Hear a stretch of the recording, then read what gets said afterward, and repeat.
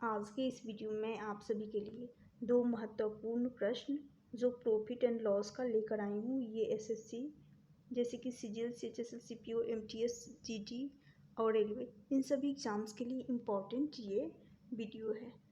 Question है 240 वस्तुओं का क्रय मूल्य एक वस्तुओं के विक्रय मूल्य के समान है, यानी बराबर है, इक्वल बोला गया है। यदि लाभ 20% है तो एक्स का मान ज्ञात करनी है। तो जैसे कि बोला गया है 240 कितने हैं, 240 वस्तुओं का सीपी यानी क्रय मूल्य किसके बराबर है, एक्स वस्तुओं के विक्रय मूल्य यानी एसपी के बराबर है, विक्रय मूल्य के सेलिंग प्राइस के बराबर है। तो यहाँ से क्या मिलेगा, क्रय मूल्य और विक्रय मूल्य का रेशियो मिल जाएगा, सीपी अपॉन एसपी। सीपी यानी क्रय मूल्य का मान यदि एक्स रख रही हूँ तो यहाँ पर 240 होगा, बट्टा में आ जाएगा, तो बटा में आ जाएगा 240। अब ये एक्स क्या है, क्रय मूल्य यहाँ से आ गया और विक्रय मूल्य कितना आ गया 240। बात करते हैं यहाँ पर 20%। 20% कितना होता है, 20% होता है 1/5, 1/5। ये जो 5 है क्या हो रहा है, यहाँ पर लाभ हो रहा है। 5 क्या है, सीपी यानी क्रय मूल्य है। तो क्या मैं इस क्रय मूल्य के सामने यहाँ पर देखिएगा, इस क्रय मूल्य के सामने मैं 5 रख दे रही हूँ, 5 रखूँगी और इस 5 पर कितनी की प्रॉफिट हो रही है, ये एक क्या है, एक प्रॉफिट है, अंश में जो है ये है प्रॉफिट है।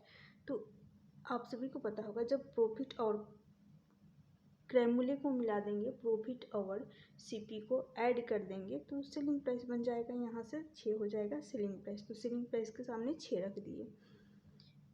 अब देखिएगा 200 यहाँ पर 40 है, 240 यानी 6 से 240 को काटेंगे कितने बार में चला जाएगा, ये चला जाएगा 40 बार में, यानी 40 गुना हो रहा है। तो इसका मतलब ये एक्स का 5, एक्स का यहाँ पर एक्स का मान हमें निकालना है, तो 5 का 40 गुना यदि करेंगे तो एक्स का मान निकल कर आ जाएगा, यानी 5 के साथ 40 का मल्टीप्लाई कर देंगे तो यहाँ से कितना आ जाएगा, एक्स का मान यदि निकालनी है तो 5 इंटू का, क्योंकि कॉस्ट प्राइस का रेशियो 5 है तो 5 इंटू 40 करेंगे तो यहाँ से आ जाएगा 200 एक्स का मान आ जाएगा, यानी कॉस्ट प्राइस निकल कर आ जाएगा। क्लियर हो गया। एक और क्वेश्चन सेम टाइप का देख लीजिए।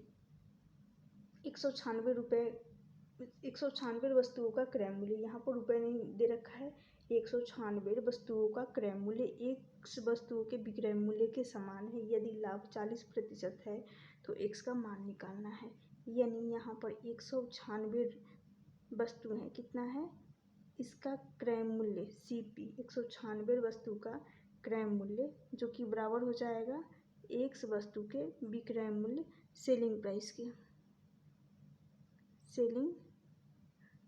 के। तो यहाँ से अभी अभी निकाली थी किसका, कॉस्ट प्राइस और सेलिंग प्राइस का रेशियो। कॉस्ट प्राइस यदि एक्स है, कितना है, कॉस्ट प्राइस को यदि एक्स मान रही हूँ तो सेलिंग प्राइस कितना आ जाएगा, बटा में 196 जो कि सेलिंग प्राइस बन जाएगा। यहाँ पर एक्स लिखी हूँ, इसको लिखने की कोई ज़रूरत नहीं, यहाँ एक्स क्या है, सेलिंग प्राइस है। अब देखिएगा कॉस्ट प्राइस एक्स आ गया और सेलिंग प्राइस 196 आ गया। 40%, इसको सॉल्व करेंगे, 40% फ्रैक्शन में कन्वर्ट करेंगे, 40/100 होगा, 2 से शून्य चला जाएगा, 2 से ये 2 20 दूनी 40 और 20 बचे 100, यानी 2/5 आएगा। अभी बताएंगे कि जो डिनोमिनेटर हर में होता है क्या होता है, कॉस्ट प्राइस, और यहाँ पर न्यूमरेटर अंश में जो है क्या हो रहा है, यहाँ पर प्रॉफिट हो रहा है, दो क्या है, प्रॉफिट का रेशियो है। तो क्या मैं इस कॉस्ट प्राइस के सामने 5 रखूँगी, 5 क्या है, कॉस्ट प्राइस है, और इस पर 2 की वृद्धि कर देंगे, यानी कॉस्ट प्राइस में प्रॉफिट को ऐड कर देंगे। जब ऐड करेंगे तो कितना बन जाएगा, 7 बनेगा, और ये 7 किसका होगा, सेलिंग प्राइस का, और यहाँ पर सेलिंग प्राइस क्वेश्चन में 196 दे रखा है। तो फिर से देखिएगा, यहाँ से 7 से 196 को काटेंगे तो ये देखिएगा 28 का 28 सत्ते 196 हो जाएगा, 28 से पूरी तरह से कट जाएगा। कटेगा तो यहाँ से क्या निकालना है, एक्स का मान। एक्स का मान कितना है, 5। तो क्या मैं इस 5 में, जैसे कि यहाँ पर 28 गुना हो रहा है, तो 5 का 28 गुना करेंगे तो एक्स का मान निकल कर आ जाएगा। तो यहाँ से इसलिए इस 5 में 28 का मल्टीप्लाई कर देंगे तो 140 हो जाएगा। तो इस प्रश्न का सही आंसर कितना हो जाएगा, 140।